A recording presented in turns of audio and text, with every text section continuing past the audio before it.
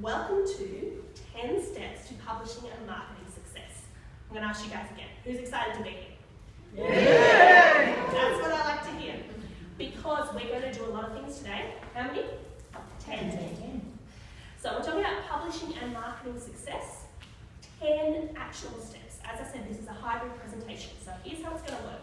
We're going to do a mini keynote. Imagine my half-an-hour keynote broken up into 10 spots. You with me? Then we're going to do a mini workshop. And then we're going to continue on. So at the end of today, you're going to have learnt 10 new things. You're going to have applied those 10 new things. In other words, you're going to have taken action in the room. And then there's further actions you can, of course, take away if you want to implement each of these things further. Pretty cool?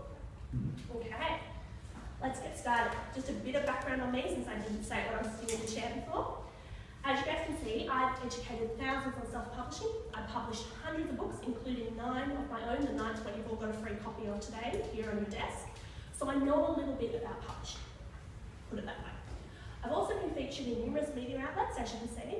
So I know a little bit about marketing. Firstly, because the marketing techniques I use to get there, and secondly, because that's what I'm speaking about as the expert when I was one.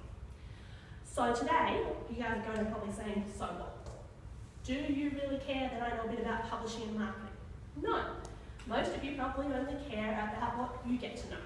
So my history, my past, really irrelevant. Today is about you getting results, about you learning more about publishing, about you learning more about marketing, about you taking action here in the room. Is that cool with everyone? Yes. Awesome. Then we're going to start with step 1. I've called them secrets because while they're steps, these are secrets. A lot of this stuff people don't always reveal to you. Secret 1 is stop doing things the hard way. So raise your hands if something's ever got in your way before. You know, there wasn't enough time. Good see hands going up. Sure. Raise your hands. Wasn't enough time. Yep. What about wasn't enough money?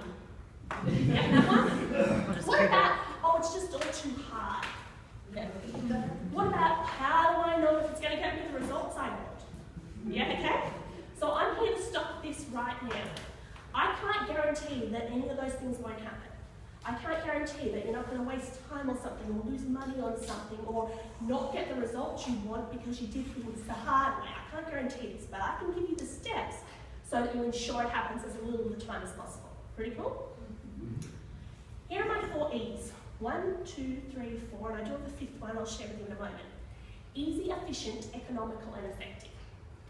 I want you guys to write these down, and I want you to remember them, because let's look at them. What's the opposite? The opposite to easy is hard. The opposite to efficient is slow.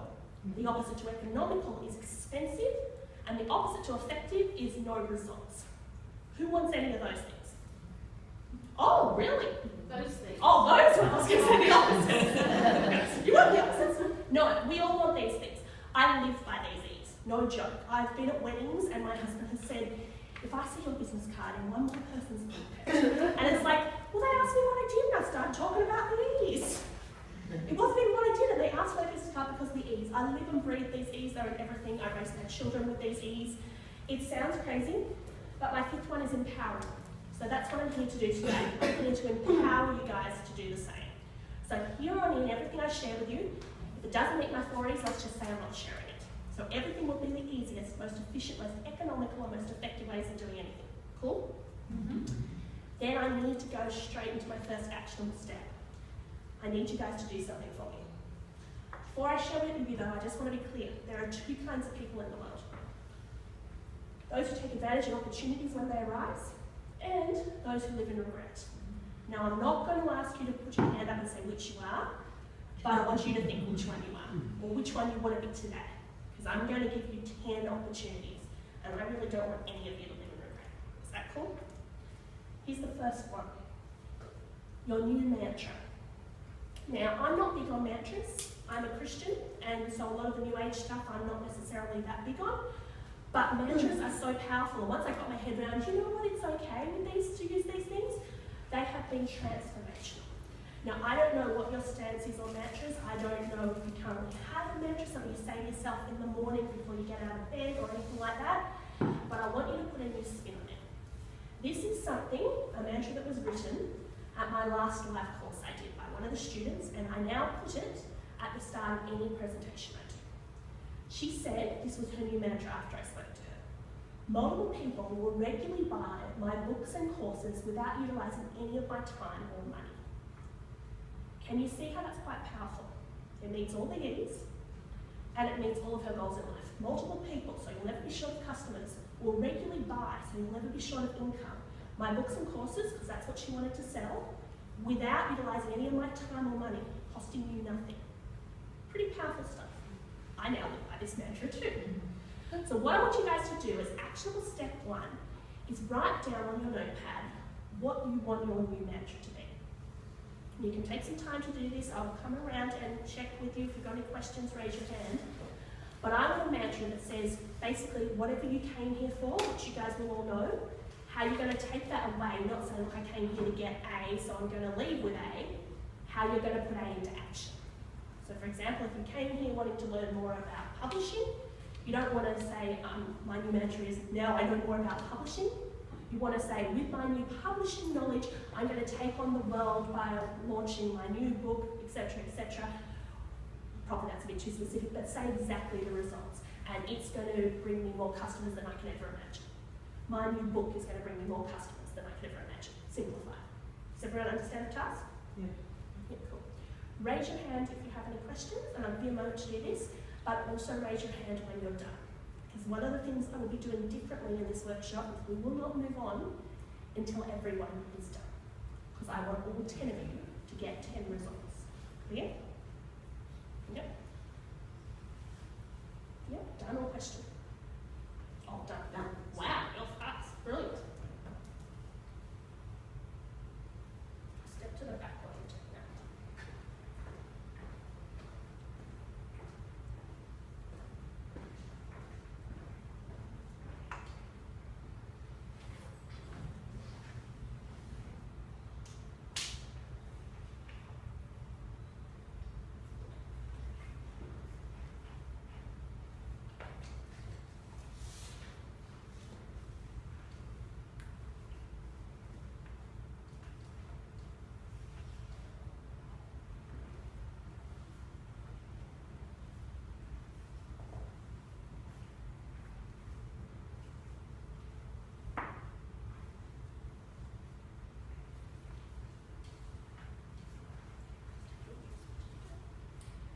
A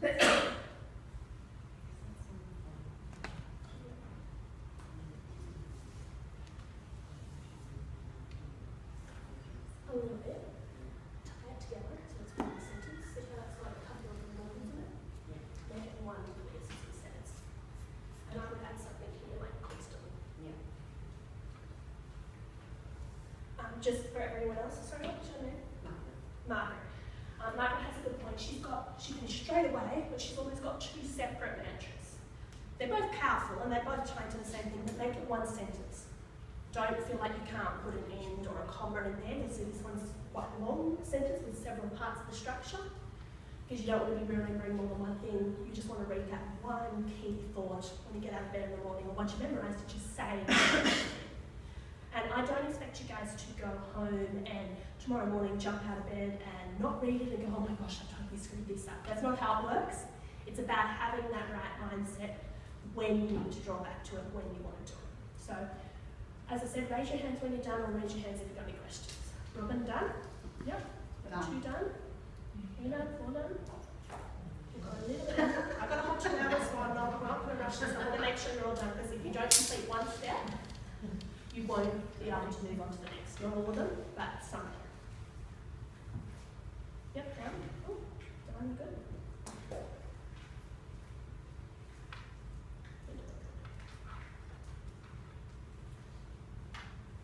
Let's briefly go around the room. Those of you who are still finishing, keep finishing. But if you've got one, I'll get you to read it out just so people can hear what it is. So, Clarence's part. Okay, so Carly actually picked up a really good point. So I wrote, I will be successful sharing what I love, which is what I love doing. But she actually said to put another word in there. So it's, I will be constantly successful sharing what I love. And that's something that's difficult in the direct selling market. It's the consistent good business. You have your highs and you have your lows, and some of them can be extreme, by the way. So thank you for that. No problem. sort of buried that. I like an easy way. I've got regularly up there, so a similar thing. You want a word in there that means it's not going to happen once. It's going to happen all the time to you. Yeah, I changed from multiple to a number. Yep. And I've got like more, but still that'll do. So 50 people per year will take up loans through me without me chasing them. Brilliant. That's And per year means it happens each year, so that's still covered. Yeah, no, that's brilliant. And you've got a goal too, and it's a set goal, and you're going to be clear in your mind. That's brilliant. We've got a couple of writing there. Are you done? Yep. So just picking up on the consistently. So yeah, easily and consistently access many people ready and willing to make change and take action with me through my products and services easily and effortlessly. Good. Sounds a little bit long, but it's still clear exactly what she was saying. Brilliant. How are we going? Robin, you're done? Yeah. Do you want me to read it or not? Yep. Okay. My book and online course on renovation will provide me with a consistent passive income to allow the luxuries in life. Brilliant. Straight to the point. Guys at the back done? No? Do you have a question? No? No, I'm done. Yep. You go through. Yep. So with my knowledge, and I have a few areas that I'm looking at doing something with, so travel, project management, organisational stuff. So with my knowledge, insert topic, and skills, I will share these with many people through regular automated book/program sales. Brilliant. Straight to the point. No, I'm not finished. You're not finished, that's okay. We're not going to do everyone, I just want to make sure everyone gets time to finish, and it's sometimes inspiring to hear other people. Yeah. You done? Not done? Yes, share yours. I've added a time element to mine.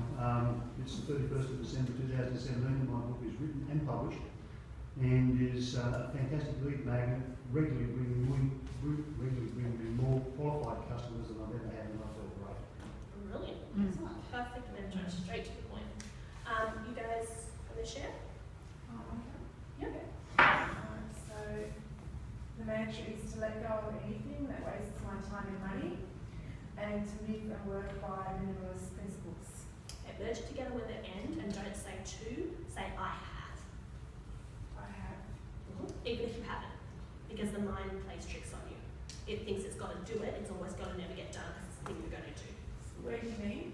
At the start you said something like So to let have. go of anything that wastes my time. Yeah, instead of to let go, say I have let go of. Oh, I have let go. Okay. Because otherwise you'll constantly be telling yourself that it's about to happen, and Okay. therefore it'll never happen. Okay. Yep. Okay. Anyone over here don't want to share? Yep. My publication will be of interest to multiple people who will be willing to seek my help to purchase property. Brilliant. Yep. Robin's still writing. Next, you want to share? With my new publishing knowledge, I am writing bestsellers with ease. I like it. That's I will say Yeah. I will now. Yeah, I am. See, this is another reason I'm getting a couple of examples, not just to make sure everyone's finished, but because you'll see that that helps you guys as well. Any more over here? Okay, I think we should take will out of there. Because will hasn't happened yet. Yes, true, because she wrote it, of course. That's the point. I'll have to rewrite it myself and someone else is going to write it. I have enough time, money, energy and confidence to make new changes in my business, resulting in enormous success by the end of 2017. Excellent. Hold on. You need to add something about and ongoing, because you've got the success at the end of 2017, then what happens? Yeah, good point. And onwards. And onwards, perfect. Any of you three done want to share? Yep.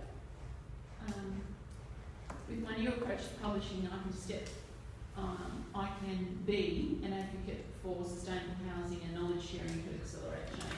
Brilliant. Yep. Can be and. I took out a lot of bits as we're going around. Oh, cross that. It's actually an advantage, but there wasn't the pressure. What do I change if I have to Right, you're done too? Yeah. I don't know if this is a mantra or what. That's just the word, it's what it does. Okay. Go. I've got the word will, so I'll change it. What I'm aiming to do, I mean, it's not my own business, I work for someone else. So I'm going to educate people and empower them to give me confidence and gratification in my job.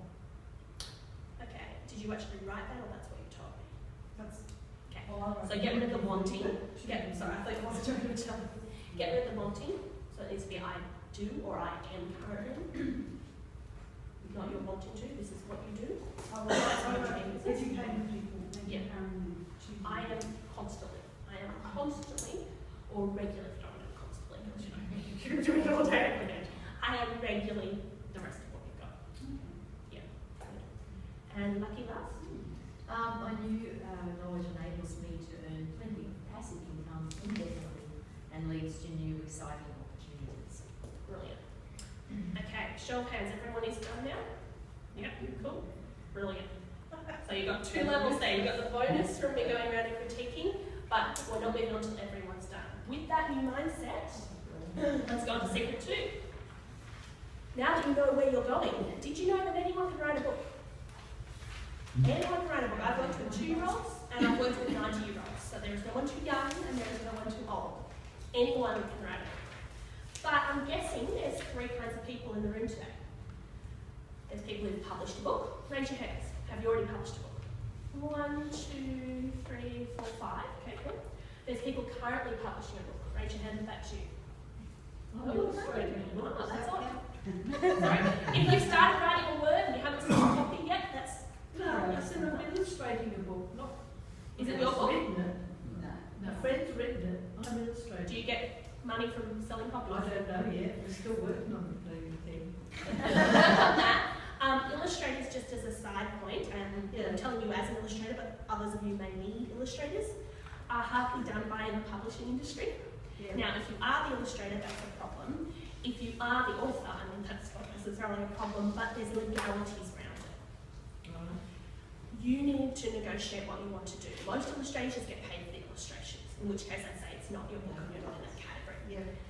But some illustrations do get a royalty per copy sold, and sometimes they have a flat rate plus that, and sometimes they have no fee for illustrations, they'll just take their cut. Either way, here's the legalities of it. An illustrator creates original artwork, and that original artwork, by law, is owned 100% by that illustrator. True. An author, by the way of the word, the written word, creates original artwork. So by law, that is owned by the author.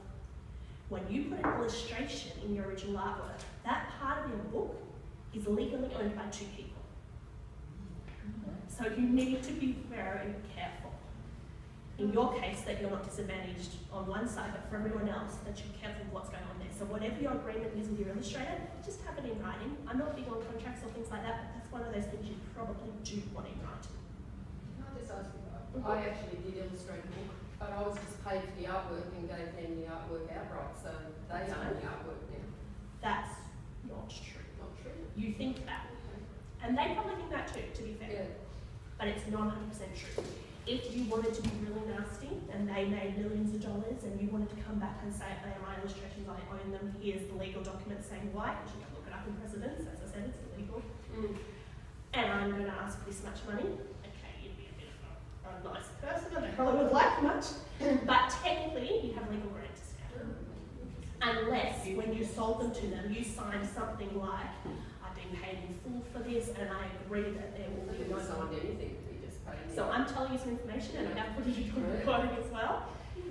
Look, I'm an ethical person. I'm about doing the right thing by people and I expect people to do the same by me. But what you do with the information I give you is up to you. I'm just giving you the information, okay?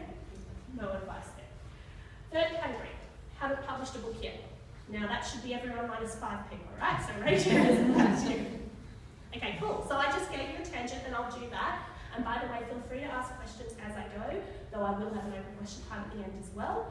And if I often go off on a tangent because I think it's valuable for the room, that's cool too, right? But yeah, you got some illustration bonus. So I know roughly we've got 5 people in that first category and everyone else in the bottom. And it's interesting no one's in the middle yet. Okay, here's my personal goal. You'll all be in the middle before you go home. How does that sound? So for these guys, that's not a problem, I'm just going to push you up there. For these guys, the 5 of you have already got one. Book 2, guys. Book 3, how many you got? Okay. I'm going to have you all in the middle. Because if you're not currently doing something, as I said, it's never going to happen, is it? So cool? Let's look at how to do this. This is demonstration 1. Now here's the cool thing about a demonstration as opposed to an action.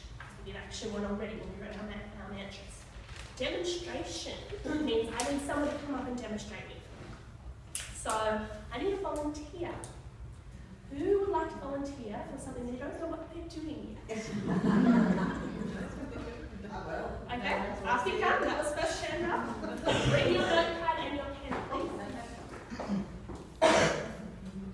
Now, as I'm doing this with Julie, it's really important that you also do this, because the reason I'm demonstrating it is so you guys know how to do it. So if I'm talking to Julie about, if I'm talking to Julie about her book or her business or anything Julie, like I that, can't see you in the... yeah, That's why she ran down that side. So if I'm talking to you, every side's a good side. Don't get camera shy, guys. I used to hate being on the camera. No joke. I flew my hairdresser and my makeup artist around Australia with me before I went on stage anywhere. I'm sure you can tell today I didn't do that. Okay? They don't want the perfectionist. They want the expert. Just be real. Yeah? Cool. Bonus tip for you. Okay, so when we talk to Julie, we're going to talk about her book. We're going to talk about her business. We're going to do all sorts of things like that. When I say Julie, I mean you. When I say her book, I mean your book. When I say her business, I mean your business. Cool? Okay, so you're all going to do this. Julie, pull out your pad. I want you to write at the top of that pad your field of expertise. I summarize it in a couple of words so you can underline it. Okay, which one? The one you want to write the book on.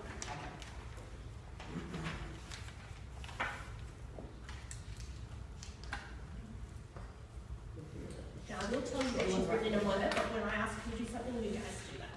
So everyone write your field of expertise on your paper. If you want to start a new sheet to do this, that's fine. And underline it. So if you want to be expert in anything, you want to write the book in your subject matter. Wow, that's a long one. Well, it's kind of similar, but two areas, I suppose. So, project management. Underline it, we'll come back to hers.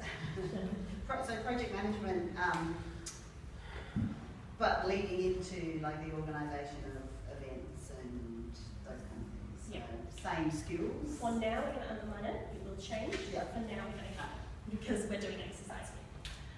Okay, now I want Julie and all of you to do this as I'm demonstrating, to think as though you're having a conversation with someone about that. So what Julie's got is project management / organisation / events, and that's why I'm saying it's not one subject matter, it'll probably change. But right now, because she's not sure what it is, she's going to think about these three things, and that's why it's going to be a little bit hard. Think about those things as though you're having a conversation with someone. Now this person you're talking to knows absolutely nothing about your field of expertise. They've never spoken to anyone about this topic ever before. And when you finish having this conversation with them, you're never going to speak to them again, nor is anyone else ever going to speak to them about this topic ever again. So this is a pretty important conversation, you got it? So I want 2 bullet points on your piece of paper. The first one I want, and I want bullet points because I want them nice and short, is how you would start that conversation. The second one I want is how you would finish it. So the most important thing you need to tell someone that knows nothing about what you do, and the most important thing that you need to leave them with is they're never going to hear anything about it ever again. While everyone's doing that, I'll get you to jot those 2 down as well.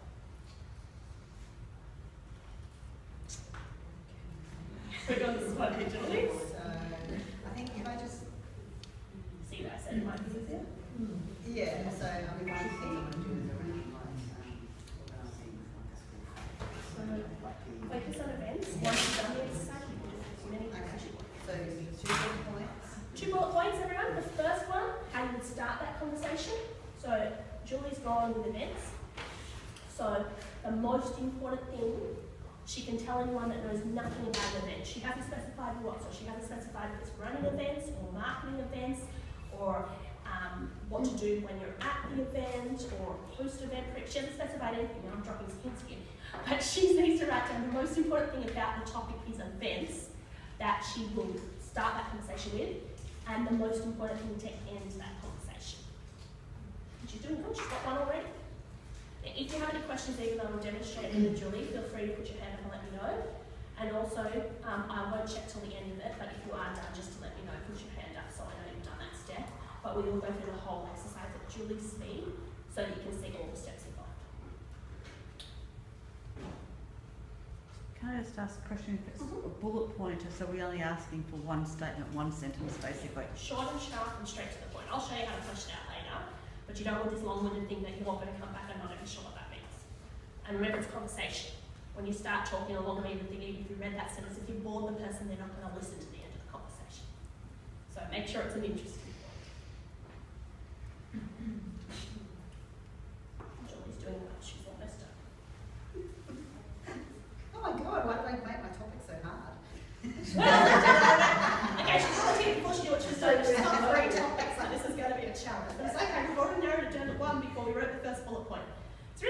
whatever your field of expertise is, you've got one field.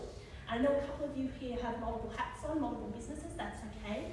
When you're in that business, you're in that field, and when you step over to this business, you're in that field. Always have one thing. You want to niche down, you don't want to go too wide. Okay, so Julie's now clear on what she does. It's events, which I think is obvious because here we are at an event, so that's pretty good. Read out your first point, Julie. Okay, so planning is key to an all-round successful event. I imagine that's a good spot to start. So I want you to put an S next to that for start. And you guys that have written down your first, put an S next to that for start. Read out your last one. With key steps, you'll have all the information to achieve your event goals. That's good. Put an E next to that for end. That's a good end because she's given action steps at the end. Question? Say it again, please, I just missed it. The end one? Or the The end. So the starting one was planning is key to an all-round successful event. Which I heard she's starting with planning, which is how a good way to start any conversation, so I'm happy with that. And then the end, with key steps, you'll have all the information to achieve your event goal. Which I'm also happy with because she's giving them actionable steps at the end of the conversation. So that's pretty good end and beginning. Or start and end, you should say, because I said S and E. So we are going to go on in the interest of time, but make sure that you have on your bit of paper an S and an E for what your topic is. Now what we're going to do now, Julie, and everyone else, is I want you to think about what happened in the middle of that conversation. How did you get from the start to the end? This is a bit of a brain dump, so there's probably going to be a couple of bullet points here. I want you to write down absolutely everything that comes to mind. Because remember, they've never spoken to anyone before and they're never going to speak to anyone again. So absolutely everything that comes to mind. Once again, if you have any questions, let me know. Raise your hand when you think you're done, but we're going to work at Julie's speed because when you guys think you're done, that's good. You're not too fast, you're not too slow. She's in the middle there, that's good. When you think you're done, I'm going to show you a trick to ensure or find out whether you are or not. Okay? So it's a brain dump. Everything you would put, and bullet point format, we don't want a long essay here, everything you would put in that conversation. Key things. So for example, if my book was on dogs, for example, I'm not going to put a bullet point of every breed of dog, but I might put a bullet point that says breeds. Got it? So simple, less is more, but everything you would put in that conversation.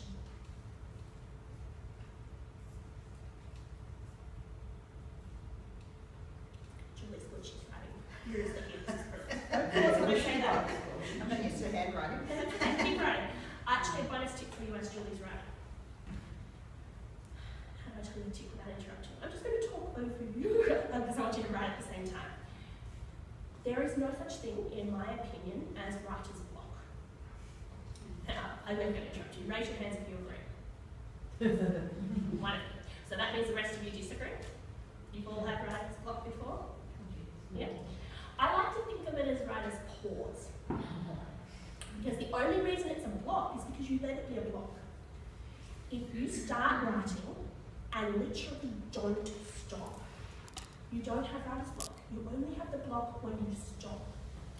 So you just need to keep writing. And if you honestly don't know what to write, you write, I don't know what to write next. Something about such and such would be helpful here, but I haven't done enough research. XXX. Do some research. Then jump to where the next thought in your mind would go. If you use this process, say you're writing a chapter of your book, the average chapter of the average book, and this is just first draft, this isn't polished or edited or anything like that, can be completed in about an hour. Because people aren't wasting time getting in their own way. Just start, don't stop, and go back as we flesh out when you're editing all the things that said you need to do more research or there was X's there, go and do that afterwards, but at least your outline's complete.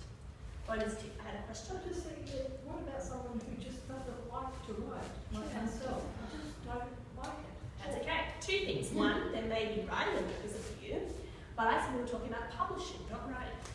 So if you don't like to write, talk. Grab an MP3 player or these days, record function on your iPhone or Android device, and talk. Talk your subject matter. Get it transcribed, and your book's mostly done, it's just it. So when you're talking about publishing or writing, Publishing or marketing, I said. Yeah, we're talking about writing now. anything you write is what we're talking about. So if we write a one-page newsletter and send it off to all our prospects, that's we're in this category. Right? Yeah, you can still use the technique. We're not getting paid necessarily for the writing. But you can still use that technique. You want to get your newsletter out quickly and efficiently? I don't spend more than 5 minutes writing a newsletter. Because I don't want to write a book. I start I and I write stuff. Yeah, I don't want to write a book, but I do write stuff. Yeah, that's fine. Right. We're talking about a book today just as an example. We'll be talking about a course as well as an example, because lots of people, as you can see from the title of my book, like to leverage the books into that. You take this information, you apply it to what's relevant for you. The average book has 12 chapters. If you send a newsletter out once a month, you can think about each chapter as that month's newsletter. Okay, how are we going, Julie? It's about done, I think. She's just about done, but she's still hard. Just about done or hard? Because there's a difference. You're done? Oh, that's okay.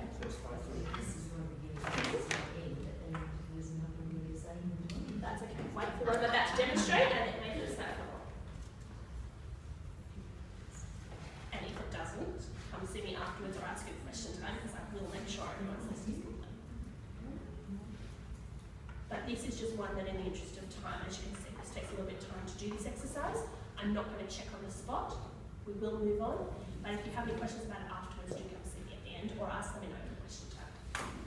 Julie keeps telling me she's finished it, or she's nearly done, and then she keeps writing. This is good. It's a brain dump. You don't want to stop until you're finished. Tell me if you think you're finished. No, she's not. She's still done. Okay, raise your hand so I know where the room's at. A couple of you finished? 1, 2, 3. Yep. Okay, what we're going to do, as she says, yeah, nicely timed. I'm actually not going to get her to read her list out yet. What I said is irrelevant because you guys have your own list in front of you. What I'm going to get Julie to do is sort her list. So bring your notepad up and where you put an S, I want you to put a 1 next to that because obviously where you start is going to be point 1. Then I want you guys to look at your list and where would you naturally go from that? So Julie, down here in your bullet points, put a 2 next to that. Where would you go from there? Put a 3 next to that. You get where I'm going with this until you get to the end, the one you put E on, and put the next number there. Now, when you do this, and Julie, you can do it as I talk. When you do this, one of 3 things will happen. Either you'll get to the end quickly and easily. Fantastic. You've finished the exercise. I'll tell you what we'll do within a second. But one of 2 other things may happen. You may get to the end and you'll have items on your list that aren't numbered. If that's the case, don't worry. Cross them out. They were a tangent, they're not relevant to what we're talking about here, this conversation, this book, this course, whatever you want to do. But what may happen is you'll get partway through and you just don't know which point goes next. There's nothing logical on the list for the flow. That just means you forgot something in your brain done. So write down the logical step, give that the next number and keep going. Everyone clear? Yeah? Cool. And Julie's doing as we speak and she's doing well. The tossing and the turning of the head is quite normal.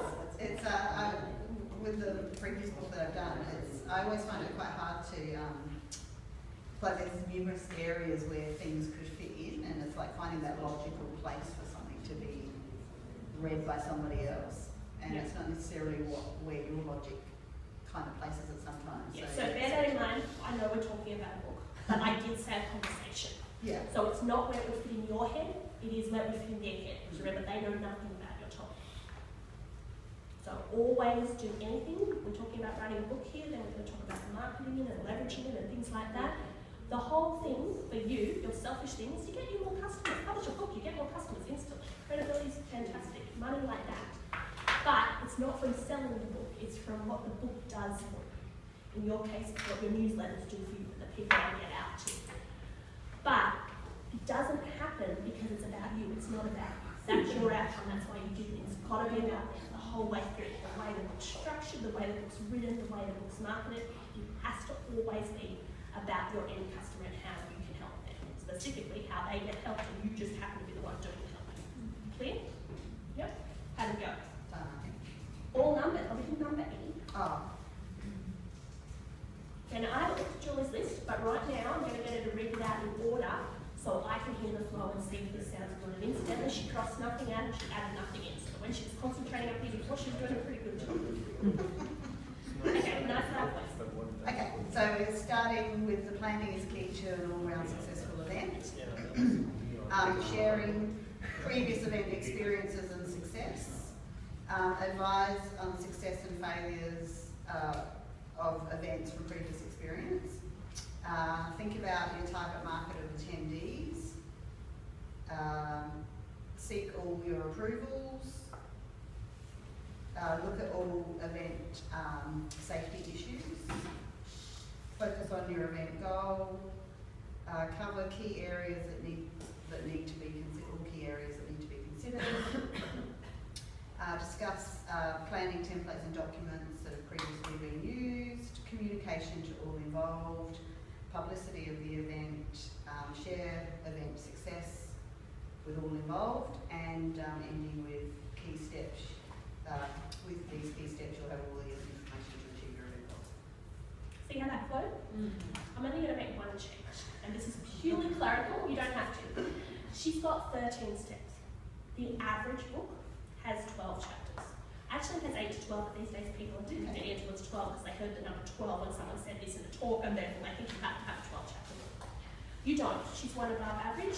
Some of you might be well below average. The number is as long as a piece of string is. That's just what the average is.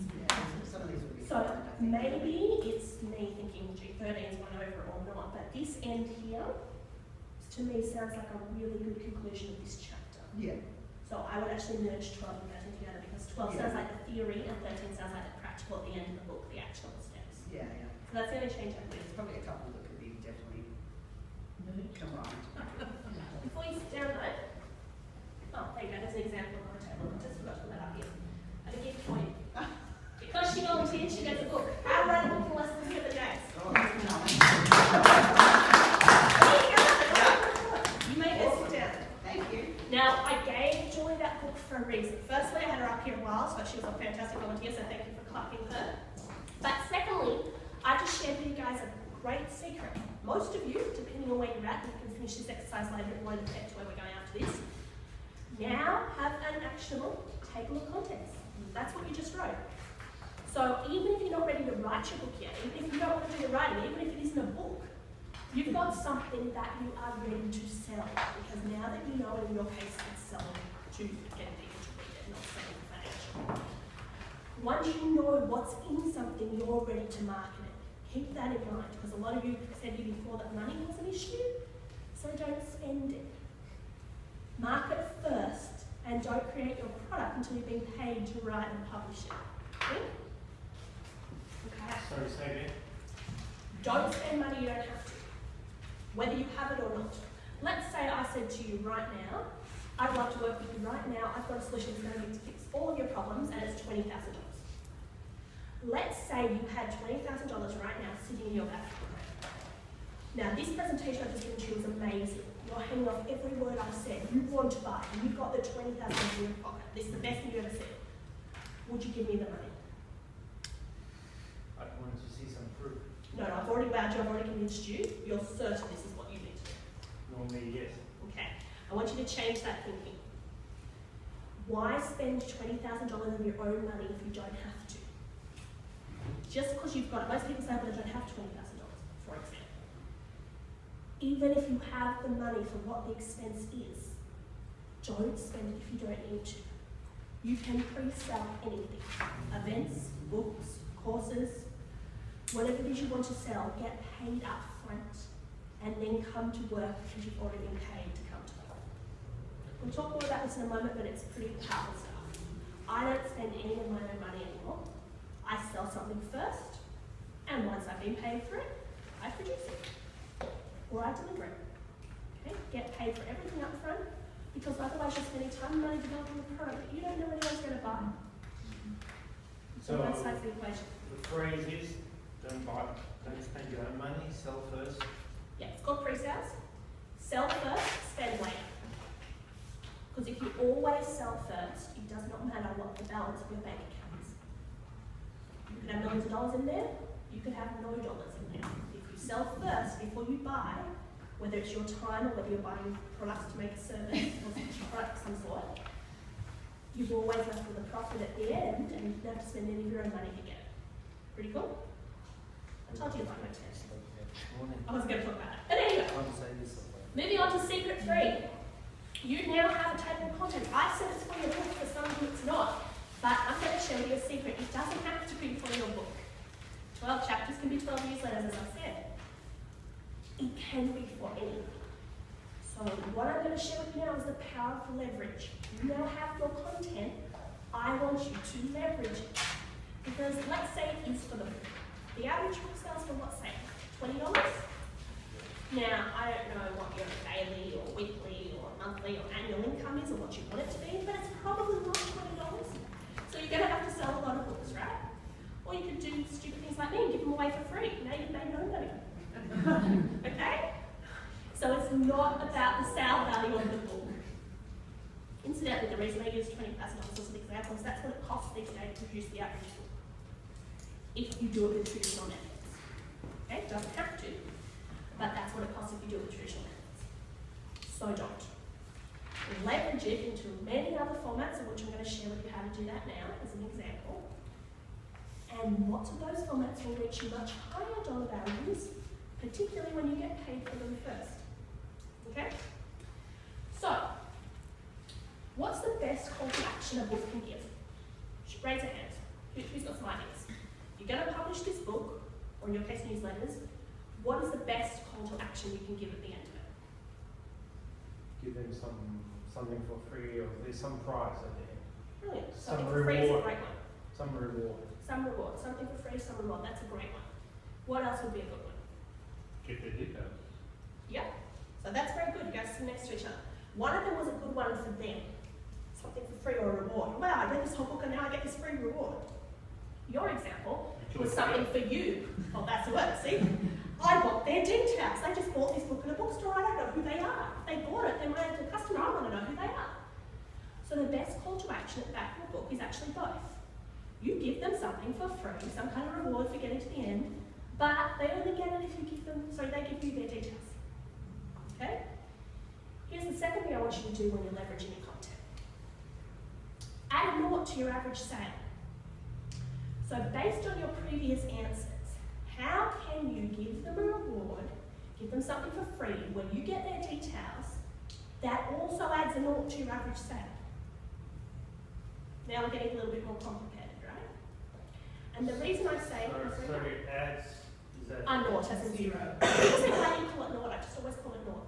So if we're selling a $20 book, I want the call to action at the end of the book to make you $200. So is that adds double D or Double D. Double D. Yes, that's been pretty good time. Okay, side note guys, always edit your books. Because as you can see, I put a typo in there, that's cool, I'm human, as I said, it's a brand new presentation for you guys, but you picked it up. Now with the printed word, someone's going to pick it up time and time again, and it will detract from your credibility. I'm sure you guys can forgive me one thing, but you don't want that in your book time and time again. A good book, and there's no such thing as a perfect book, a good book will actually have 2 clerical errors in it.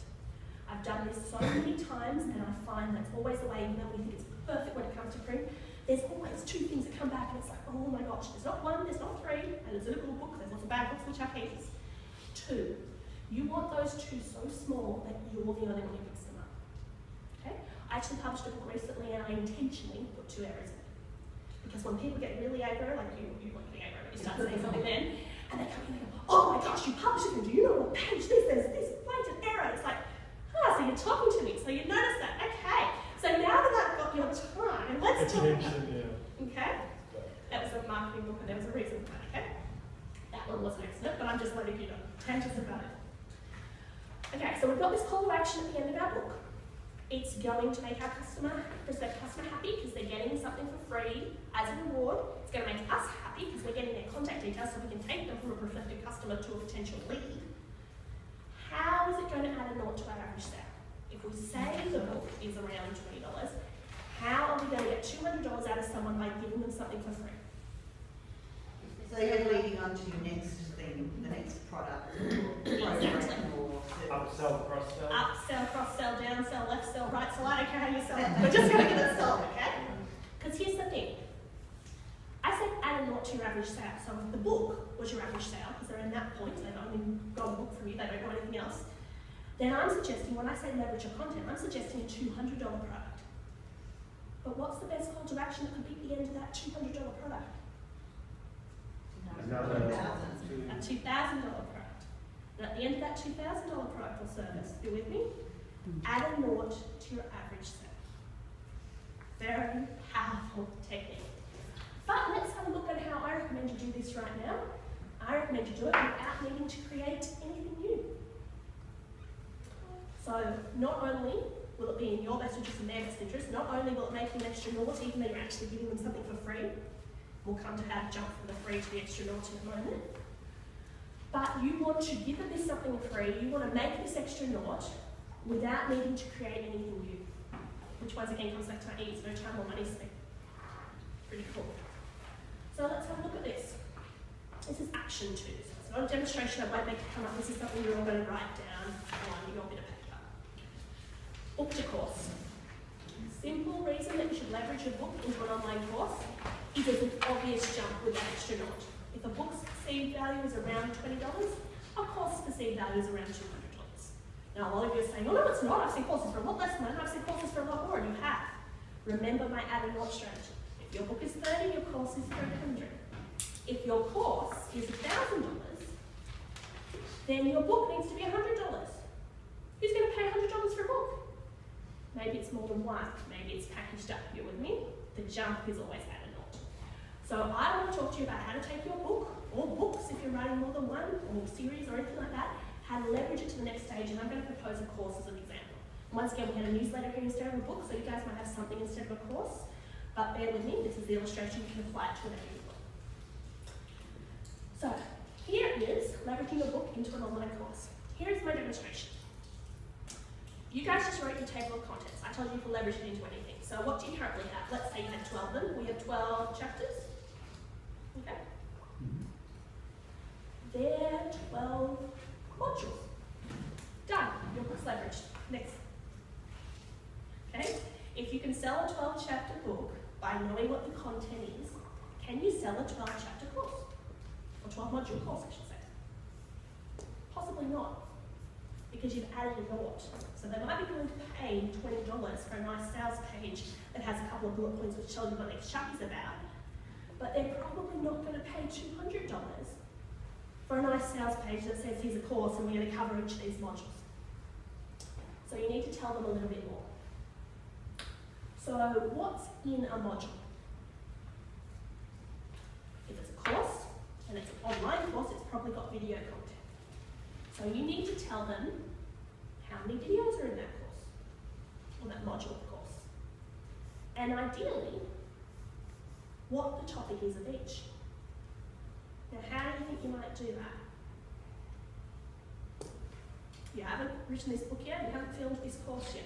How do you tell them what's in the course that doesn't exist yet so they can pay you for it now before you create it? Break it down and just use the same strategy we just did. Brilliant. Imagine if at the top of that bit of paper it was the topic of that chapter now module. Do the same thing, have a conversation about that topic, start and end it, all steps in the middle. I like you, you're very smart, straight to the point. And plan that out, as I said, average 12 times.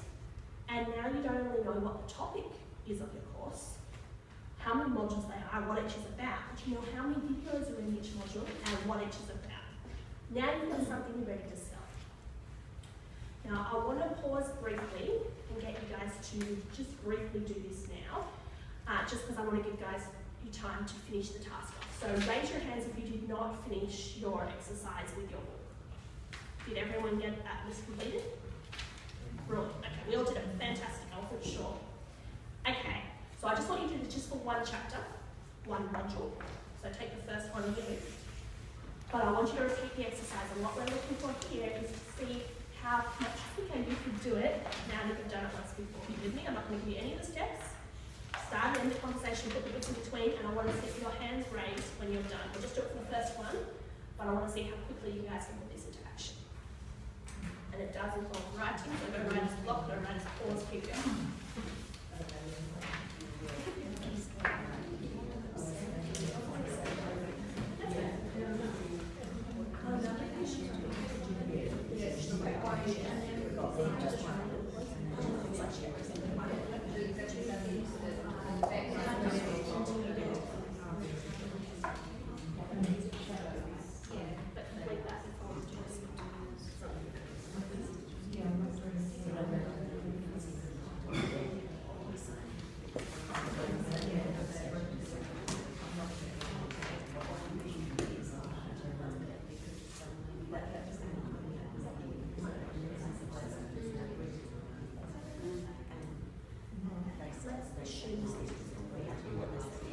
Yeah, we are. So, like one of these goals and objectives. So basically, we just repeat this. Yeah. You fix the writing content.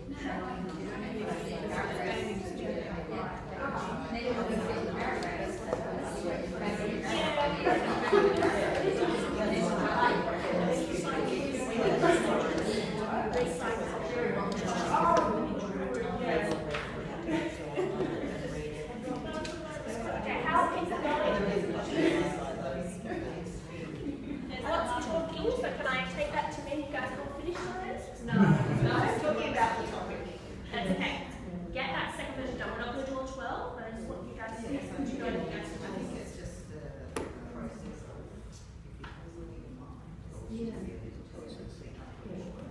I think one mistake was too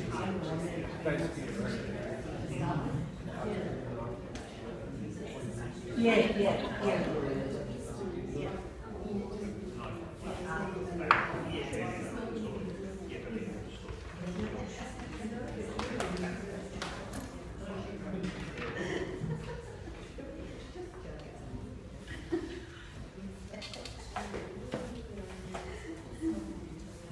Now, we won't get everyone to finish this exercise, but I want you to raise your hands when you're done because I want to see how long the first person took to do this. Then we'll go on. Oh, you are done? Okay, excellent. So we will move on, but that in my actually the time here, but it was less than 5 minutes. So set yourself an hour if you've got 12 chapters, okay? But once you've got that done, you're not only ready to sell your book or whatever you translate book into, but you're ready to sell your course, whatever you translate course into. In other words, you've got something that's worth around $20, which has covered key areas, and something worth around $200, which covered in depth each of those key areas. Yeah? So, who wants to know the quickest and easiest way to publish a book? Yeah? One person? Oh, okay. Thank you. A few more hands. I know you're actually writing, but I want to know you're enjoying what we're putting down here. It's really weird because this, as I said, is a hybrid event. When you do keynote, you want people hanging off every word you say. When you do workshops, you want their heads down, buttons up, getting the job done. So I've got to get you guys somewhere in between the two. That's okay, we're doing good. Okay, number 1, online marketing. Why would I put that first? Because the easiest way to publish a book is online marketing. Yeah. Did I just allude to why I put that first before? Pre-sale. Pre-sale.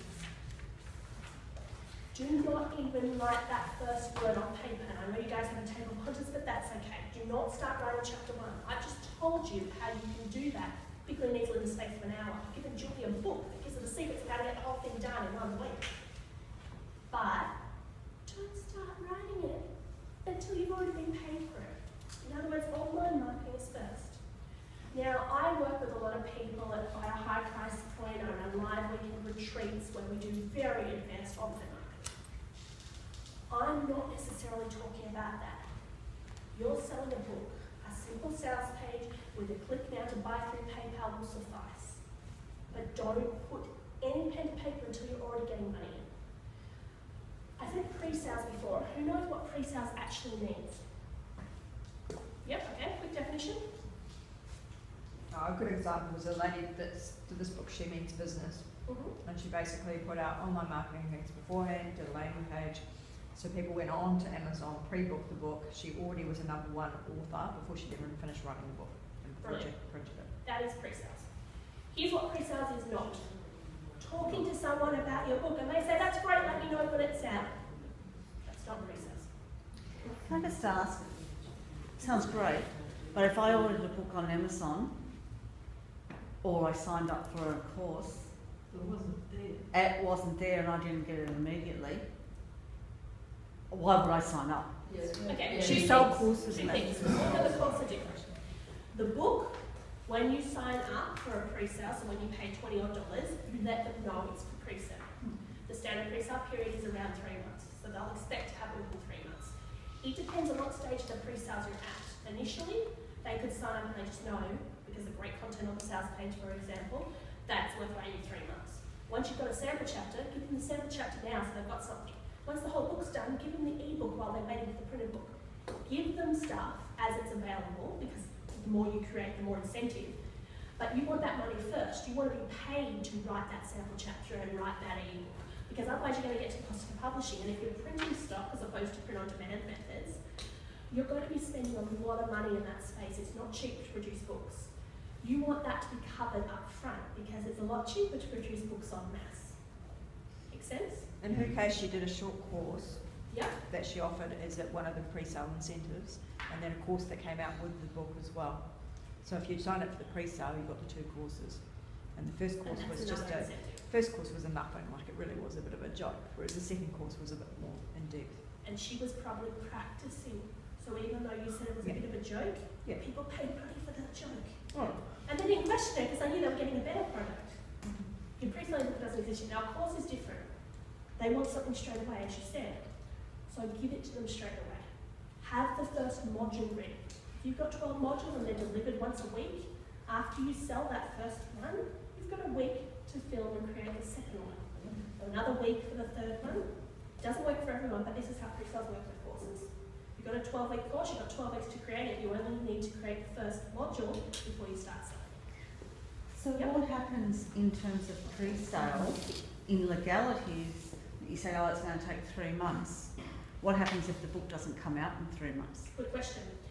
You give them a very good excuse as to why, and you keep them in the loop.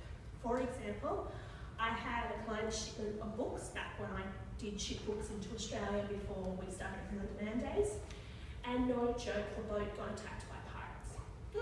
Now, she thought I was lying when I told her that the boat had been attacked by pirates, so the shipper wasn't going to be here for the 3 months guaranteed pre-Christmas delivery, right? So it's a pretty big deal, right? But when she saw it on the evening news that night, she figured I hadn't made it up. And I was covered because I had made it up. The boat had literally been attacked by pirates. Pirate-infested waters had to take it to the reefs. The stock wasn't damaged, just got here late, okay? Things like this happen. Now, if she had not let anyone know, and these were Christmas orders, so these were probably presents, she would have had a lot of unhappy customers. But when she emailed all the people who had ordered, because they'd ordered online, so she had their email address, to let them know this funny story that her books weren't going to be here in time because the boat had been attacked by pirates, and they'd also seen it on the evening news. She sold a whole lot more copies because all these people heard about it and went through to secure their copy of this book that had been attacked by pirates. Okay? So long as you keep them informed, it doesn't matter. You could say that there's been a delay on the prints, presses, it's not as exciting. But if you get in the loop, that's okay. If you go past 6 months, so that's huge delays because everything took twice as long as it was supposed to, that's a bit of an issue. If something like that ever did happen, and I'll be perfectly honest, it did happen to me because I was pre-selling a whole series, and you get a certain way through series, one runs a bit late, the next one runs a bit late, so on and so forth. You just make up for it. So what I did was the end of the series, I released them a month apart instead of 3 months apart, so that by the end of the period, they had absolutely everything. So there's ways to cover for it. But if it concerns you, don't pre-sell. I just told you before too, and I told you why. But it's not for everyone. If it doesn't work for you, if you want to have the whole product created first, and that's the only thing that makes you completely comfortable, then do that. Because if you're not completely comfortable, it'll come across in your marketing. If it comes across in your marketing that you're about your product or service, nobody will buy it. But if you're doing a heap of pre-sales, it's got to be a pretty good incentive to pull your finger out and complete it. That's the other thing. You'll be surprised. You'll be surprised how many people who have this writer's block I don't believe in suddenly get rid of it when they see money in their bank account. That's all right. You'll be surprised how many people go, I could never pre-sell a course. Oh my gosh, it's been so long working on that first week, making it perfect. Like, I really think I should have all the rest. And once again, when they see more money in their bank account, they find time in the next week to get the second week done to the same quality. So if it makes you a little bit nervous, don't go there. I don't want to cause you any issues because it will affect your marketing. But if it doesn't, go there. And don't forget, every course, as in every book, you can have more than one edition, you can have more than one version. You can market it as a beta course, it's brand new, and therefore it's only this much. Once you've created it all, you can relaunch as version 1. Once you've updated the content because you're in an area that something gets out of date, if you want to do something like that, film new, better quality videos, version 2.0, you can launch it again. So don't be worried about anyone partway through the process. But that's why online marketing is first. The second step is cover design. Why don't we do the cover before we've even written the book? Well, it comes back to the online marketing. I just told you you're going to stick up a single step sales page. You could put your bullet points on it, chuck a PayPal button. Now, obviously, that's not going to be as effective as a specially designed, custom-made sales page for your book. But if that's all your budget and time allows, get it up there. Get the sales, and the first thing you should be paying for is getting that online marketing to a better standard, not even going to write the book. Once you're at that stage, you need a cover. I can show you how to get a sales page up in an hour and to sell a book which the cover is black and says cover coming soon. And I can get money in your bank account. But once you put that actual cover up there, do you know how many more copies you sell? So that's why it's step 2. You don't even put pen to paper until you have your cover. Now, I will get you guys to write these steps down as we're going, because when we get to the practical action, it'll be easy to do if you've already got these 8 things written down. The third one is writing. You do not start writing until you get to step 3. In other words, you've already got sales and you've already got a cover, so you know what you're selling and they know what they're buying. Won't spend too much time there because I already gave you the secrets on the right. Editing. Big, important one.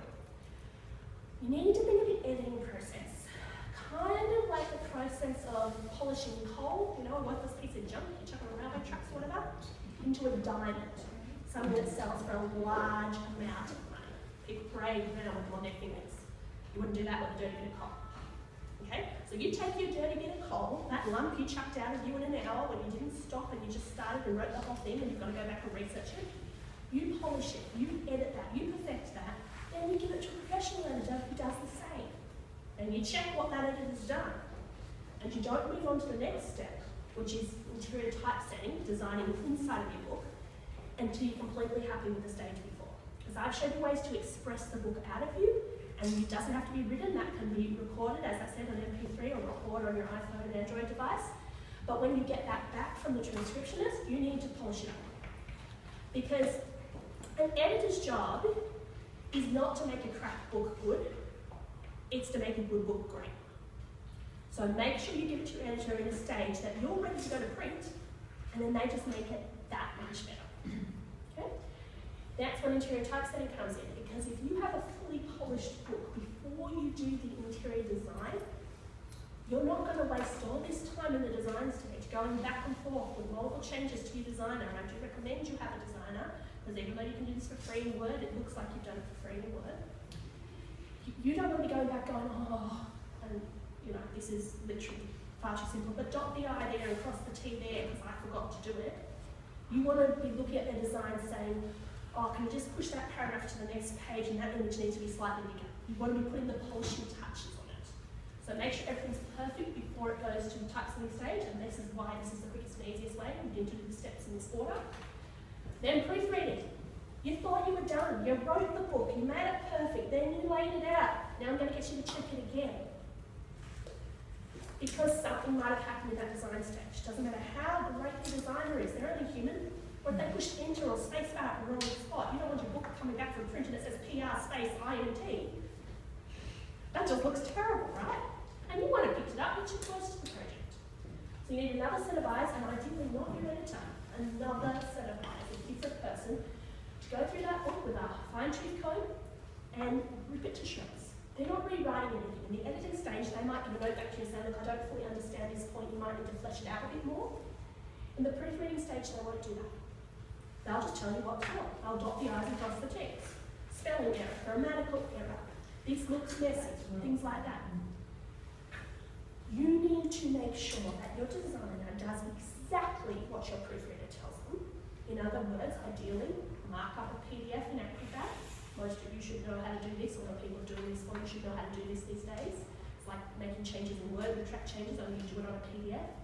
You give it to your designer, they make those changes, you don't check anything else. You look at the PDF that you gave them, you look at the PDF they gave you, and you check each one.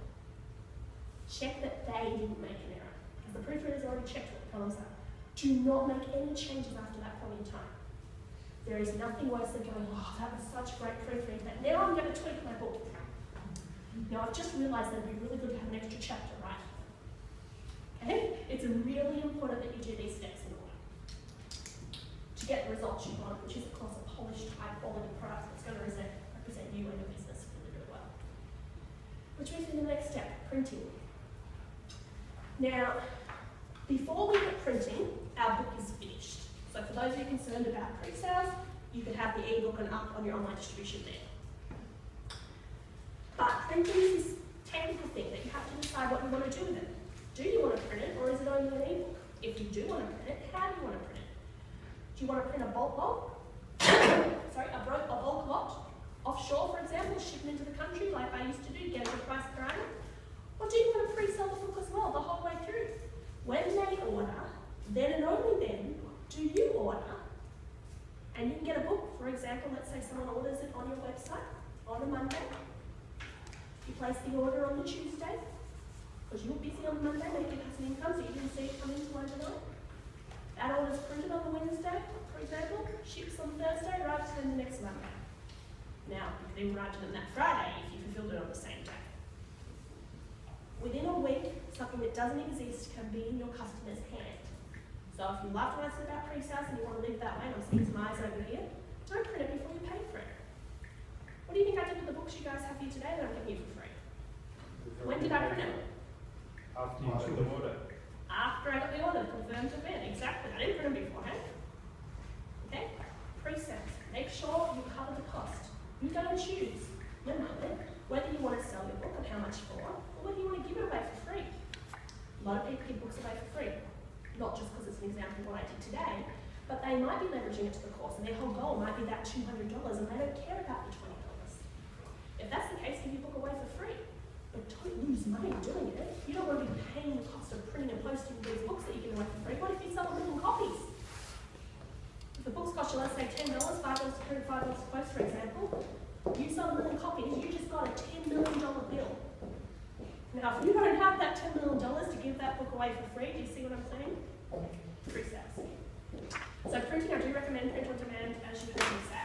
And if you don't know which company you want to use and you're not locked into it using any company yet, I never recommend companies. There's a reason for that. For a long time, I did all these steps myself because I couldn't find anyone as good as me. And I didn't want to not do something because I didn't want to do it anymore and hand my customers over to someone who wasn't as good as me. So it took me a long time to find people to replace the areas where you know when you grow your business and you don't want to do what you once did. Find someone to be the old me. It took me a long time. This one area, I do recommend someone in because I'm never going to recommend anyone else. I'm never going to print it myself.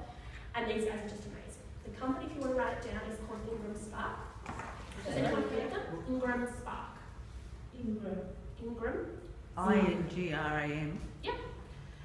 Ingram is the largest traditional distributor in the world, so you've probably heard of them before. Ingram Spark is an online portal for self-publishers. How it works is all the books are done print on demand through a company which you may have heard of, which is a brother-sister company of theirs called Lightning Source. Lightning Source is great because they're local. So you could print books in Australia for Australian orders, the US for international orders, the UK for UK orders. Yes, that's just the US orders, you get what I'm saying? So you can do what I said. You can print books after you've been paid for it at local printing prices and local postage rates in local turnaround times. So these guys are amazing. And of course you can upload your printed book and your ebook and a click of a button and get distribution all over the world. I won't go on, but when it comes to printing, that's what I recommend. Which brings us to our last step, bookstore distribution. It is up to you whether you want to put your book into stores or not. I have another book over here. This is actually my first book. And it's called How to Publish a Book for Pleasure, Profit or Publicity. Raise your hands now. Who wants to publish their book for pleasure? Who just really wants to write a book, loves writing? I know it's not you at the back of the room. Yeah. None. It's funny. Most people do it for the second two reasons.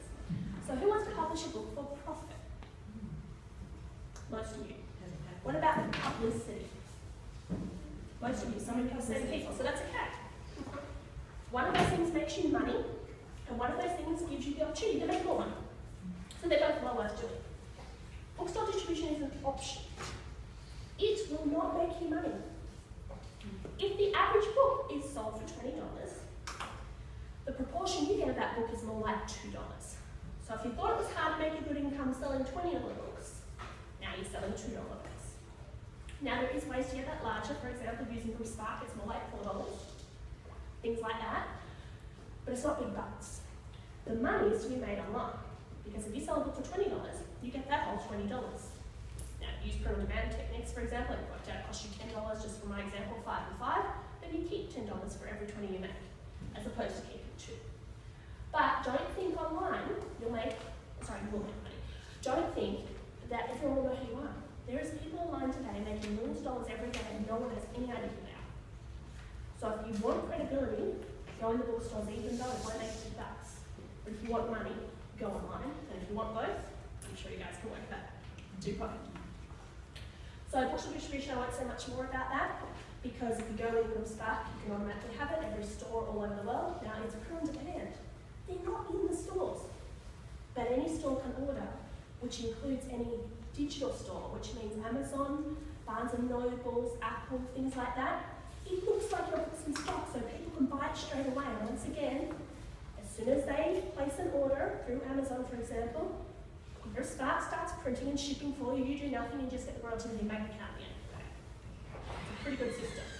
And yes, they do in larger stores now have technology where they're called espresso machines. Anyone heard of a book espresso machine? No, the stores that don't want to stock your book but use print on demand, larger ones, most in the US. We had one in Australia, and it didn't last very long. Apparently, we didn't pick up on it, but they're quite big in the US.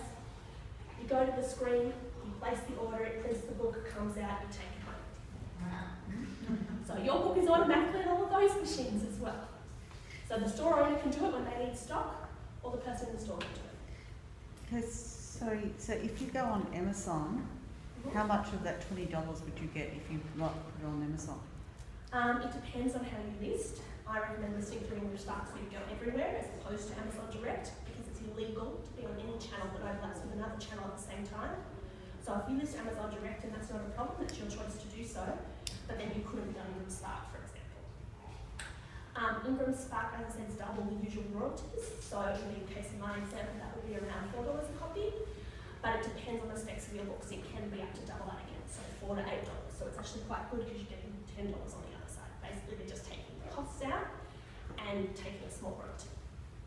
With Amazon, their prices are based around, get this right, it's a turnover point. So I think when it changes over $10 for an item, so this is more for ebooks because most people don't sell their books for less than $10. The royalty changes.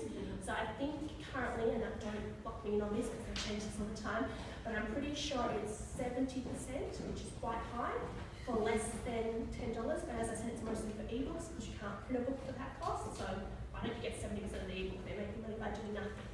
But it goes to 30 after that point. So if it's a $12 book, you only get 30% of it. But everywhere's different. There's just 2 examples. So, demonstration 2. I need a volunteer to come up the front. Very good. And then pick you, Rosa. I bet you never says surprise at the end. See how it's looking before? Okay, demonstration 2. Oh, I should say bring your notepad. I bet he doesn't only get a surprise at the end. He thinks he knows what the prize is. Okay, I'll be calm. Surprise. Anyone that has your hand gets a prize. And I should probably give prizes to my other helpers too. So those of you that do my photos and videos, you have prizes to come see me afterwards. So come over here. Stand about here so they can still see us in the screen. It says your timeline in reverse. So that's what we're going to do. So show me a bit of paper on it, the page before where you wrote down the 8 steps. That's why I said make sure you guys have written down the 8 steps to do this exercise. So you got even number than 1 to 8 is good.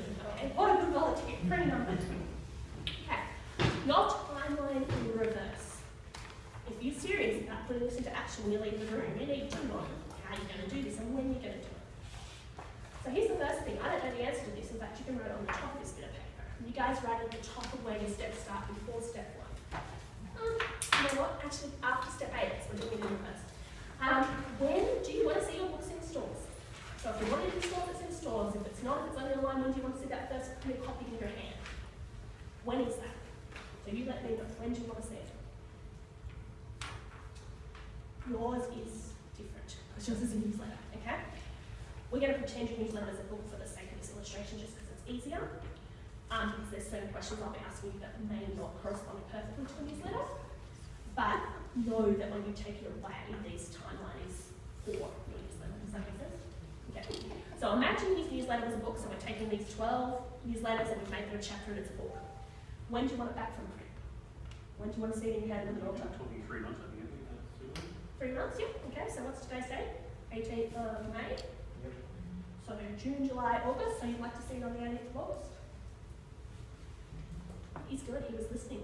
This can be done in 3 months. So when you're picking a date, make sure it's the 18th of August onwards. Because you can do it quicker, but it can be more challenging. Meaning you risk something going wrong. I have worked with people, and as I said, I don't actually print books anymore, but we did the whole process in 1 month. Day to day. So they picked the date we started, and that day later, and once again, same person that had the issue with the pirates in the boat. I don't know why, but they always want their stuff for Christmas. So it was in time for Christmas orders, and then the next year they had the pirate ship, so they knew this was what was involved. Anyway, so you pick the date, because it's in reverse. You always already know this can be done in 3 months. So what we're doing now is we're creating a timeline. So, number 2. Book goes to print. I've put 2 weeks next to that. So book goes to print, so this is equivalent to step 7, whereas book being released in your hands is equivalent to step 8, so we're going backwards. Book goes to print approximately 2 weeks before. Why? Because it's going to take 1 week to do it, I already told you that, but you need to allow 1 week for what's called pre-press. Pre-press has many different components. For example, your designer will do what they think pre-press is and give it to you in order to have those files to go to print. Then you'll send them to print, and if your design is good, they'll be approved straight away. But as soon as that print company gets them, for example, Ingram Spark, they do their own lot of pre-press to get those files perfect to print on their press. So by the time you get it from one, you give it to the other, you wait the time for them to do things, you sign off on it, it takes a week. So allow 2 weeks for this process. So let's take 2 weeks off the 18th, and we're on what, the 4th? 4th of August, his book's going to print. Got where I'm going with this? Do these dates for yours as well. Proofreading. Lucky number here, I've said allow 2 weeks. Here's why I say 2 weeks for proofreading. 1 week for them to do it, and 1 week for you to do it. Don't think it has to take a week. If your proofread is done in 3 days, give it to your designer, who can make their changes in 3 days. That's still 1 week, and you've got a week to check it before you go to print. You might find something wrong. The designer didn't make one of the changes. You need time to go back to it. So I say allow 2 weeks in your timeline, but never, when you're looking at your timeline, go, I've got 2 weeks to do this task. Do it straight away, run early, so you don't have to run late. Because that allows time for something to go wrong. So what are we on? You're good. 28th of June, are you sure? July. That's 1 week. 21st. You're good. Okay. Typesetting begins. We're going backwards, remember. So another 2 weeks before that. So we've got 13th. Yes, he's right. 13th. And you guys can go ahead. Oh, you can't. You don't have the time. You get where I'm going with this. Let's take another 2 weeks off for editing. Now, once again, editing's the same as proofreading. You allow time for them to do the editing. You allow time for you to check it. The designer is involved, so they'll probably take a whole week to edit, and then a week for you to check it. Now, some editors are different. Some say they'll take 2 weeks. Some say they'll take a month and get it back to you in 3 days. Everyone's different. But this is the average I suggest you work to. And don't worry if one section goes slightly over time, because you'll make up for it in another. Just make sure that you're aiming to get them all done in 2 weeks, so there is room to make up for it. So what do we get now? 30th of June. He's doing well. End of financial year is when his editing begins. So his book's going to be written before the end of the financial year. That's pretty cool. 6, writing begins. I've said allow 2 weeks for this. Now, why would I say that? Well, because I've just given Julie a book, maybe she'll share it with all of you, called How to Write a Book in Less Than 7 Days. I'll share it around. Okay? So, you can write it in 7 days. Why have I said 2 weeks? Because you remember how I said you're not going to have writer's block, you're not even going to have writer's pause, you're just going to keep going and have those X's to go back and research. That gives you a week to fill in the gaps and get it ready to go. So they're assuming you've already been doing a lot of brainstorming and bits and pieces No. from scratch. From scratch, we just did it. We got your table of contents. You can take one of those topics, sit down in a quiet space, uninterrupted, turn off the phone, shut the door, write that topic at the top of the bit of paper, underline it. Too long. That's why I said think book. It takes me 5 minutes to write a newsletter. That's when I can be bothered to do it, because I hate wasting time. Okay? You don't spend too long doing things. People that take too long to do things do that because they want them to be perfect. Nothing is ever perfect. So don't spend too long, because then you've wasted all this time and you still don't have a perfect product. Get it done as quickly as possible, knowing it's not perfect, and then you've got all that time you didn't waste to perfect it. Yeah? Okay. Cover design, 2 weeks.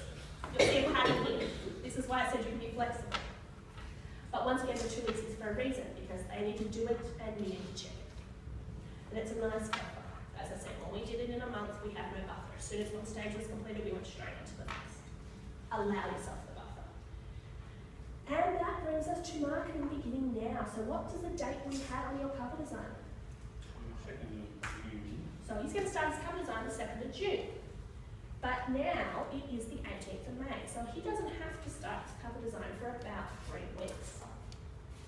That's right, because we're allowing time for different things and because things may go wrong. But what do you think I'm going to say to him? Do you think I'm going to say wait till the 2nd of May? No, he can go out and start his cover design now. Or maybe not.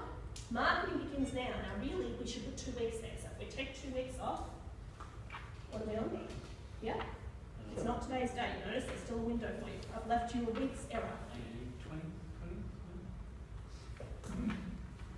Oh, what's today's date? Today's date. Oh, So it's we- actually the 25th based on that, I think. But we'll check it. The reason I'm saying that is here 2, 4, 6, 8, 10, 12. And there's 13 weeks in a quarter. So you've got that week up your sleeve. However, the reason I've said put a date there is I've said marketing begins now. If you're going to start with the step I recommend of online distribution, you can't just get it up overnight. You need time. Even if you're doing it yourself, you need time. If you pay a professional to do it, they need time. You need to, guess what? Check what they've done, which includes purchasing your own product before you begin any kind of marketing. But I've said marketing begins now. What that means is whatever date you ended up with, and this will be different for each of you, that's not the date I want you to do it. That's the date I want you to start at the latest, so you don't miss your deadline. The marketing I want you to start right now. Remember what I said about pre-sales? Pre-sales is not talking to someone about your book, getting them genuinely interested in how amazing it is and saying, I'd love a copy when it comes out. Pre-sales is saying, it's $20 right now and taking the cash out of their hand. It's a challenge. Lots of people don't like asking for money. That's why I recommend doing it online. But if someone genuinely wants your book, even families or friends, you say, look, it's $20 now. If you're interested, I'll put your name on a list and they'll hand you the $20. Now you're pre-selling. So when I say marketing starts now, yes, go ahead and start talking about your book. You already know what it's about. You can get your podcast. But if you're not collecting the money, then you're going to have to spend your own money in investing in stage 1, which is getting it online to collect more money. With me? Thank you. You've been amazing. Do you get a refund if it doesn't come out, or is that always a policy? Here's an option. Here you go. Gift for you. Oh, yeah. There you go. Yeah. What kind of marketing do you recommend for, like in that scenario there, what kind of marketing would they involve? Would it be, ads in relevant publications, or would it be, Good question. Okay, 2 keys. Marketing is a broad term. We've got marketers in the room, so they can agree with me on that. But when I say marketing, what I really mean is automated marketing. And what I mean by that is getting that sales page up, for example. So you might spend none of your time or money once up, it's not the time or money getting it up, to create that passive income from it. What you're talking about is leads. Because if you don't send any traffic in to that automated marketing, because you get no sales out. I just mean people knowing about it, potentially as well, something that maybe you've never heard of before, or you're an author that's unknown, and so how are you going to get that interest? What should you do? So that's leads. Firstly, I'm going to hold part of your answer because I'm going to talk to leads towards the end of the presentation. But what I'm going to be talking about there is 2 kinds of leads. Free and automated. Because it's one or the other. Free, will take your time, and automated, take none of your time, but generally costs some money. Okay? So just think about those 2 terms right now. You can do anything you want. Talking to someone is free lead generation if you take the cash or if you send them to the website. There's automated ways to do it, such as buying ads. But we'll talk about what I recommend towards the end of the presentation, but yes, there's a distinction there. Get that sales page up and then work on sales leads. Okay. The quickest and easiest ways to launch a course. Who wants to know it? Yeah. Yep, so some of you are interested in that extra